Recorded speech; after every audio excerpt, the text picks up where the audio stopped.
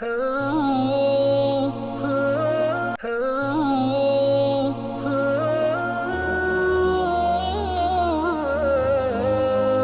புனித மதீனா முனவ்வராவுடைய குத்பாவை ஹத்தீப் ஹுசைன் பின் அப்துல் அசீஸ் அல் ஷேக் ஹஃபிதஹுல்லாஹ் நிகழ்த்தியிருந்தார். குத்பாவின் தலைப்பு வதந்திகளை நம்பக்கூடாது, வதந்திகளை பரப்புது, போலியான செய்திகளை பரப்புவதை விட்டு எச்சரித்தல் என்ற தலைப்பில் குத்பாவை அல்லாஹ்வை புகழ்ந்து நபி ஸல்லல்லாஹு அலைஹி வஸல்லம் ஸலவாத் ஸலாம் சொல்லி தக்வாவை வலியுறுத்தியதன் பின்பு அல்லாஹ்வுடைய அடியார் என்று நாங்கள் வாழக்கூடிய காலம் தகவல்களுடைய ஒரு காலமாக இருக்குது. எங்கு பார்த்தாலும் ஒவ்வொரு செய்திகளை கேட்கின்றோம், பார்க்கின்றோம்.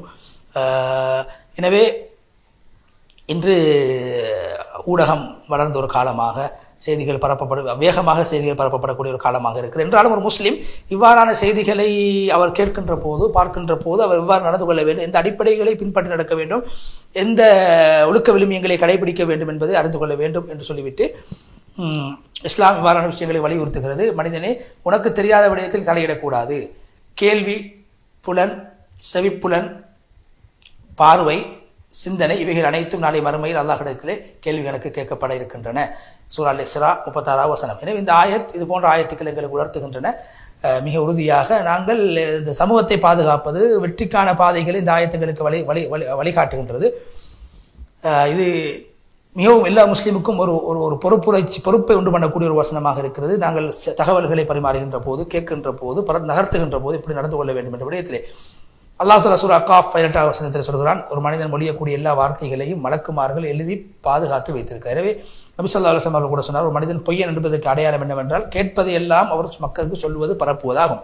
இப்னு அத்தியா ரஹ்மத்துல்லாஹி சொல்கிறார்கள், இந்த ஆயத்துக்கு விளக்கம் சொல்கின்ற போது, முன்னால் ஓதப்பட்ட ஆயத்துக்கு விளக்கம் சொல்கின்ற போது, இது மிகப்பெரிய இஸ்லாம் வலியுறுத்தக்கூடிய ஒரு ஒழுக்க பண்பாகும். இதில் ஒரு சிந்தனை ரீதியான சீர்திருத்தம் இருக்கிறது. இது உம்மத்துக்கு இந்த ஆயத்தை படித்து தருகிறது. அதாவது சிந்தனையில் ஏற்படக்கூடிய விடயங்களை நாங்கள் எவ்வாறு அதை கணிக்க வேண்டும், எவ்வாறு அதை நாங்கள் விலகிக் கொள்ள வேண்டும், எவ்வாறு அதை பரப்ப வேண்டும், யூகங்களின் அடிப்படையில் நாங்கள் செயல்படக்கூடாது, நல்ல சிந்தனை உள்ளவர்களாக நாங்கள் இருக்க வேண்டும். அதே போல இந்த வசனத்தில் சமூக சீர்திருத்தம் இருக்கிறது. அதாவது மற்றவர்களுடைய விடயத்தில் தலையை நுழைத்துக் கொள்வது, தெரியாத விடயத்திலே நாங்கள் என்னுடைய தலையை நுழைப்பது, பிரச்சனைகளை உண்டாக்குவது, கெடுதிகளை பரப்புவது, இது போன்ற சமூகத்திலே விளைவுகளை உண்டு பண்ணக்கூடிய, தீங்கு உண்டு பண்ணக்கூடிய விடயங்களை விட்டு தவிர்த்துக் கொள்ள வேண்டும் என்ற வழிகாட்டல் இந்த வசனங்களிலே இருக்கிறது என்று சொன்னார்கள். அதற்கு பின்னால் அல்லாஹ்வுடைய அடியார்களே, செய்திகள் வருகின்ற போது நாங்கள் நடந்து கொள்ள வேண்டிய முக்கியமான ஒரு விடயத்தை இஸ்லாம் எங்களுக்கு வலியுறுத்திருக்கிறது. உண்மை, நேர்மை, நீதம், இது போன்ற ஒழுக்க விழுமியங்கள் நாங்கள் கடைபிடிக்க வேண்டும். எல்லா விடயத்திலும் உண்மையை ஒழிய வேண்டும், உண்மையாக உழைக்க வேண்டும், பாத்திலான பொய்யான விடயங்களை தவிர்த்துக் கொள்ள வேண்டும், இட்டுக்கட்டுகளை விட்டு நாங்கள் தவிர்த்துக் கொள்ள வேண்டும். எனவே இந்த அடிப்படை ஒரு முஸ்லீமை வாழ்க்கையில் எவ்வாறு வாழ வேண்டும் என்ற பாடத்தை அவருக்கு சொல்லிக் கொடுத்திருக்கிறது. தகவல்கள் வருகின்ற போது நாங்கள் தீர விசாரிக்க வேண்டும், அதனுடைய உண்மை நிலையை நாங்கள் புரிந்து கொள்ள வேண்டும், நிதானத்தை நாங்கள் கையாள வேண்டும், ஆவேசப்படக்கூடாது, உண்மை நிலையை அறிந்துதான் அந்த செய்திகளை நாங்கள் உள்வாங்கிக் கொள்ள வேண்டும். எனவே கேட்பதின் மூலமாக கேட்ட எல்லா செய்திகளையும் நாங்கள் பரப்பக்கூடாது, நம்பவும் கூடாது, பேசப்படக்கூடிய எல்லா விடயங்களையும் நாங்கள் பின்பற்றவும் கூடாது, ஆதாரம் இல்லாமல், தெளிவில்லாமல் எந்த விடயத்தை நாங்கள் செய்துவிடக்கூடாது. எனவே இன்று நாங்கள் பார்க்கின்ற கைசேதமான விடயம் என்னவென்றால், இன்று அநேகமானவர்கள் கேட்பது எல்லாம் பரப்பி விடுவார்கள் சமூக வலைத்தளங்களினூடாக. இஸ்லாம் சில அடிப்படை விடயங்களை வகுத்து கொடுத்திருக்கிறது. தகவல்களை பரப்புகின்ற போதோ, நகர்த்துகின்ற போதோ, பாக்குகின்ற போது எவ்வாறு நடந்து கொள்ள வேண்டும் என்ற நுட்பங்களை இஸ்லாமியங்களுக்கு வலியுறுத்தியிருக்கிறது. ஒரு முஸ்லீம் அவரை ஒருபோதும் வதந்திகளை நம்பிவிடக்கூடாது, போலியான செய்திகளை நம்பிவிடக்கூடாது, விளைவுகளை பார்க்க வேண்டும், முடிவுகளை பார்க்க வேண்டும். ஏனால் ஒரு முஸ்லீம் ஒரு விடயத்தை சரியாக விளங்காமல், புரியாமல், உண்மை நிலையை புரிந்து கொள்ளாமல் அந்த செய்தி நம்பவும் கூடாது, பரப்பவும் கூடாது. இஸ்லாம் வலியுறுத்தக்கூடிய மிக முக்கியமான விடயமாக இருக்கிறது. ஏன் அவ்வாறான நாங்கள் செய்திகளுடைய உண்மை நிலைமைகளை புரிந்து கொள்ளாமல் நாங்கள் பரப்புகின்ற காரணத்தினால் தான் இந்த சமூகத்திலே பிரச்சனைகள் ஏற்பட்டுக் கொண்டிருக்கின்றன. அல்லாஹ் தஆலா சொல்கிறான், ஈமான் கொண்டவர்களே, அல்லாஹ் பயந்து கொள்ளுங்கள், நல்லவர்களோடு சேர்ந்திருங்கள். சூரா தௌபா 119 வசனம். அவர்களுக்கு ஏதேனும் ஒரு தகவல் வந்தால், அது பாதுகாப்பு சம்பந்தப்பட்ட தகவலாக இருக்கலாம், அச்சம் சம்பந்தப்பட்ட தகவலாக இருக்கலாம், அதை அவர்கள் பரப்பி விடுவார்கள். அந்த விடயத்தை அல்லாஹ்வின் பக்கமும், துறை சார்ந்தவர்களின் பக்கம், இமாம்களின் பக்கம், உலமாக்களின் பக்கம் அவர்கள் அந்த விடயங்களை அவர்கள் முன்வைத்தால், உலமாக்களில் நல்ல மார்க்க விடயங்களை அறிந்து செயல்படக்கூடிய சிந்தனை உள்ளவர்கள் அது என்னவென்று புரிந்து கொள்வார்கள். அல்லாஹ்வுடைய சிறப்பு உங்கள் மீது இல்லை என்றால், அல்லாஹ்வுடைய ரஹ்மத் இல்லை என்றால், நீங்கள் அனைவரும் ஷைத்தானை பின்பற்றி விடுவீர்கள், உங்களை சிலரை தவிர. சூரா அன்-நிசா 83 வசனம். அல்லாஹ் பரிந்து கொள்ளுங்கள், இவ்வாறான வழிகாட்டல்களை நீங்கள் கடைபிடித்துக் கொள்ளுங்கள், பொய்யான வதந்திகளை நீங்கள் பரப்பிவிடக்கூடாது. குறிப்பாக பொறுப்பு வாய்ந்தவர்கள், அரசியலோடு சம்பந்தப்பட்டவர்களுடைய விடயத்தில் வருகின்ற எங்களுடைய தலைவர்மார்களுடைய விடயத்தில் வருகின்ற விடயங்களில் நாங்கள் ரொம்ப கவனமாக நடந்து கொள்ள வேண்டும். உலமாக்களுடைய விஷயத்திலும் ரொம்ப கவனமாக நடந்து கொள்ள வேண்டும் என்று சொல்லிவிட்டு அல்லாஹ்வுடைய அடியார்களே, இன்று அநேகமானவர்கள் இருக்கிறார்கள், அவர்களோடு சம்பந்தம் இல்லாத, அவர்கள் எந்த விடயத்திலே துறை சார்ந்தவர்களாக இருக்கிறார்கள் அந்த விடயம் அல்லாத அவர்களுக்கு தெரியாத விடயங்களே தலையை நுழைத்து தனக்கு தெரியும் போல் இன்று உலகத்திலே சில பேர்கள் நடந்து கொண்டிருக்கிறார்கள். தெரியாத விடயத்தை தனக்கு தெரிந்ததை போன்று மக்களுக்கு காட்டுகிறார்கள். சமூக வலைதளங்களிலே நாங்கள் அதை பார்த்து கொண்டிருக்கிறோம். இதே மக்கள் ஏமாறுகிறார்கள். அரசியல் துறையாக இருக்கலாம், மருத்துவத்துறையாக இருக்கலாம், சமூகம் சார்ந்த துறைகளாக இருக்கலாம், கருத்து சுதந்திரம் என்ற பெயர்களாக இருக்கலாம். எப்படி இருந்தாலும் சில பேர்கள் தன்னுடைய துறையோடு மாத்திரம் போதுமாய்க்கொள்ளாமல் தனக்கு தெரியாத, தான் சம்பந்தப்படாத விடயத்தில் தனக்கு ஈடுபாடு இருப்பதாக காட்டி மக்களை ஏமாற்றி கொண்டிருக்கிறார்கள். இது நாங்கள் தவிர்த்து கொள்ள வேண்டும். இது மக்களுடைய சொத்துக்களை அநியாயமாக சாப்பிடக்கூடிய ஒன்றாக கருதப்படும். பொய்யான விஷயங்களை பரப்பி சாப்பிடுவது என்பது துறை சார்ந்தவர்கள் இருக்கும்போது தனக்கு தான் சாராத ஒரு கொள்கையை, ஒரு விடயத்தை தனக்கு தெரியும் என்று பரப்புவது மக்களுடைய சொத்துக்களை அபகரிப்பதற்கும் அநியாயமாக சாப்பிடுவதற்கும் சமனாகும். அல்லாஹ் சொல்கிறான், ஈமான் கொண்டவர்களே, நீங்கள் மற்றவருடைய சொத்து செல்வங்களை அநியாயமாக சாப்பிட வேண்டும். சூரா நிசா 29வது வசனம். என ஒரு முஸ்லீம் இவ்வாறான தகவல்களை, இவ்வாறான வலைதளங்களை பகிஷ்கரிக்க வேண்டும். இவைகள் நம்பக்கூடாது, இவைகளுக்கு பின்னால் போகக்கூடாது. இது ஷர்றுகளை உலகத்தில் ஏற்படுத்தக்கூடிய விடயங்களாகும்.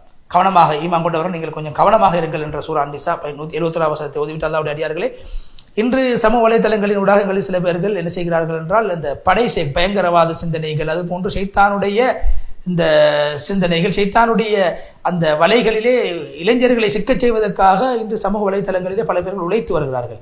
அவர்களுக்கு பயங்கரவாத இயக்கங்கள் உதவி வருகின்றன, சில நிறுவனங்களும் உதவி வருகின்றன. மக்களுக்கு மத்தியில் நாஸ்திய சிந்தனையை பரப்புகிறார்கள். இஸ்லாம் சம்பந்தப்பட்ட சந்தேகங்களை மக்களுக்கு மத்தியிலே அவர்கள் அரங்கேற்றி விடுகிறார்கள். இஸ்லாத்துக்கு முரணான கொள்கைகளை பரப்பி இஸ்லாத்தின் மீது சந்தேகங்களை ஏற்படுத்துகிறார்கள். இஸ்லாத்துடைய அடிப்படைகளில் சந்தேகங்கள் உண்டாக்குது. எனவே முஸ்லீம் இவ்வாறான இவர்கள் உலகத்தில் அதிகரிக்கக்கூடாது, இவ்வாறானவர்களுக்கு நீங்கள் இடம் கொடுக்கக்கூடாது, இவ்வாறானவர்களோடு சேரக்கூடாது, இவ்வாறானவர்களுடைய இணையதளங்களுக்கு சென்று நீங்கள் பார்வையிடக்கூடாது, இவர்கள் சொல்லுவதையெல்லாம் நீங்கள் கேட்கக்கூடாது. இஸ்லாத்துக்கு எதிராக என்று இந்த ஒரு கூட்டம் மக்களை இணையதளங்களின் ஊடாக மக்களை வழி தவறச் செய்ய வேண்டும் என்பதற்காக உழைத்துக் கொண்டிருக்கிறார்கள். இவருடைய பயங்கரவாதத்தை மக்களுக்கு நாங்கள் தெளிவுபடுத்த வேண்டும். இவர்களோடு பேசக்கூடாது, விவாதம் செய்யவும் கூடாது. இவர்களோடு விவாதம் செய்ய போனால் நாங்கள் மாட்டிக்கொள்வோம், நாங்கள் வழி தவறி விடுவோம்.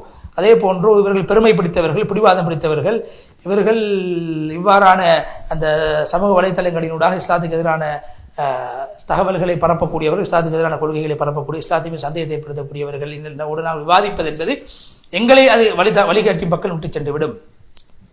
உமர் இப்னு அப்துல் அஸீஸ் சொன்னார்கள், யாரு தன்னுடைய மார்க்கத்தை சண்டைக்காக, விவாதம் செய்வதற்காக ஆக்கிக் கொள்வார்களோ அவர்கள் வீணான தகவல்களை பரப்பக்கூடியவர்களாக, வீணான செய்திகளை பரப்பக்கூடியவர்களாக மாறிவிடுவார். எனவே நாங்கள் இவர்களோடு விவாதம் செய்ய போகக்கூடாது, இவர்களை விட்டு நாங்கள் முற்றுமுழுதாக ஒதுங்கிக் கொள்ள வேண்டும். அதே போன்று இஸ்லாம் என்னுடைய முன்னோர்களை மூலமாக சொல்லித்தந்த ஒரு வழிமுறை என்னவென்றால், வீணான தர்க்கங்களில் நாங்கள் ஈடுபடக்கூடாது.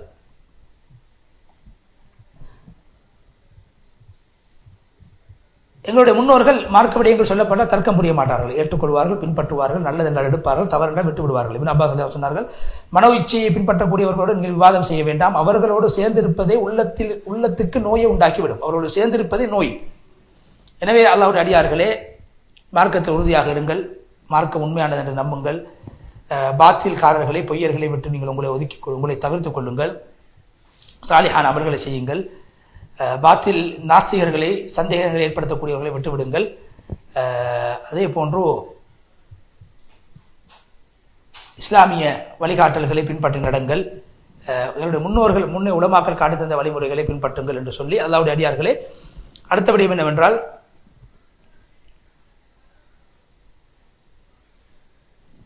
சில பேர்கள் சில விடயங்களை இஜ்திஹாத் செய்து சில விடயங்கள் தவறுகளை செய்வார்கள். அந்த தவறுகள் மன்னிக்கப்பட்ட தவறுகளாக கருதப்படும். அவருடைய அவர் செய்த அந்த தவறை நாங்கள் அதன் மூலமாக அவர் சொல்லக்கூடிய எல்லா விடயங்களும் தவறு என்ற முடிவுக்கு நாங்கள் போய்விடக்கூடாது. அநியாயத்தின் பால் இட்டுச் செல்லக்கூடாது. இப்னு தைமியா ரஹ்மத்துல்லாஹி அலைஹி அவர்கள் சொல்கிறார்கள், நிச்சயமாக நான் உறுதியாக சொல்கிறேன், அல்லாஹ் தஆலா இந்த சமூகத்தில் யாரெல்லாம் இஜ்திஹாத் செய்து தவறு செய்கிறார்களோ அவர்கள் அல்லாஹ் மன்னித்து விடுவான், அல்லாஹ் அவர்களை மன்னித்து விடுவான். ஏன்னா பொதுவான இஸ்லாமிய சட்டத்திட்டங்களிலே நாங்கள் அதை ஆராய்ச்சி செய்கின்ற போது தவறுகள் வருவதற்கான வாய்ப்பு இருக்கிறது.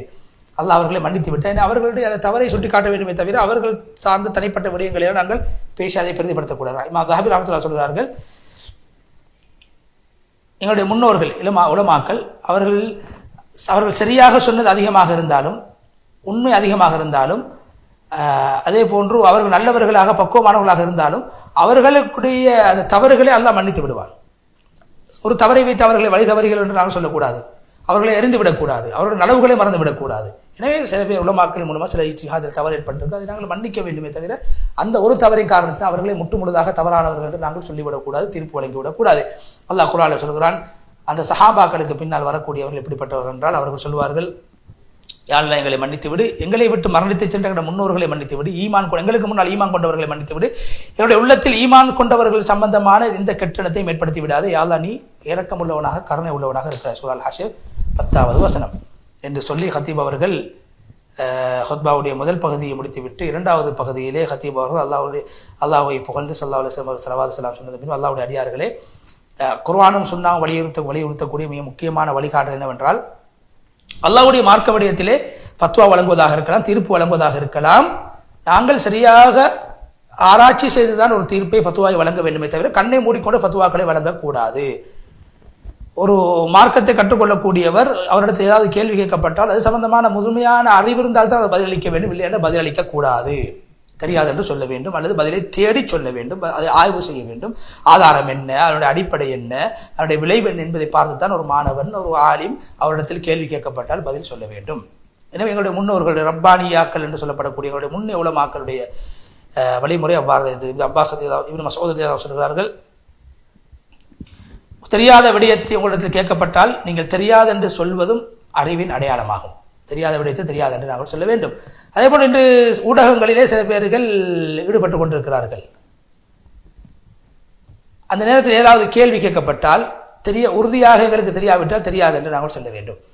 அதுக்கு ஒரு பதில் முன்னால் கொடுக்கப்பட்டிருந்தால் அந்த பதிலை கொடுக்கலாம், பதில் தெரியாவிட்டால் தெரியாது என்று சொல்ல வேண்டும், அல்லது ஆராய்ச்சி செய்ய சொல்ல வேண்டும். ஊடகங்களிலே நாங்கள் தப்பான ஃபத்வாக்களை வழங்கிவிடக்கூடாது, மக்களுக்கு மத்திய குழப்பத்தை ஒன்று பண்ணக்கூடாது. எங்களுடைய முன்னோர்களை பின்பற்றக்கூடியவர்களாக நாங்கள் அவருடைய வழியில் செல்லக்கூடியவர்களாக நாங்கள் மாற வேண்டும் என்று சொல்லிவிட்டு, அல்லாஹ்வுடைய அடியார்களை ஒரு மனிதன் செய்யக்கூடிய வணக்கங்களில் ஆக சிறந்த வணக்கம் நபி ஸல்லல்லாஹு அலைஹி வஸல்லம் மீது ஸலவாத்து சொல்வதாகும். அதிகமாக நபி ஸல்லல்லாஹு அலைஹி வஸல்லம் மீது ஸலவாத்து சொல்லுங்கள் என்று சொல்லி முழுமையாக நீண்டதொரு முஸ்லீம்களுக்கான துவாவை செய்து ஹத்தீப் ஹுசைன் ஆலி ஷேக் ஹஃபிதஹுல்லாஹ் அவர்கள் முழுமையாக புனித மதீனா முனவ்வராவுடைய ஹுத்பாவை விட்டு விடைபெற்று சென்றார்கள். இறுதியாக புனித மஸ்ஜித் அக்ஸாவுடைய ஹுத்பாவை நேயர்களுக்கு நாங்கள் வழங்க இருக்கின்றோம். அதற்கு முன்னால் ஒரு இடைவேளை.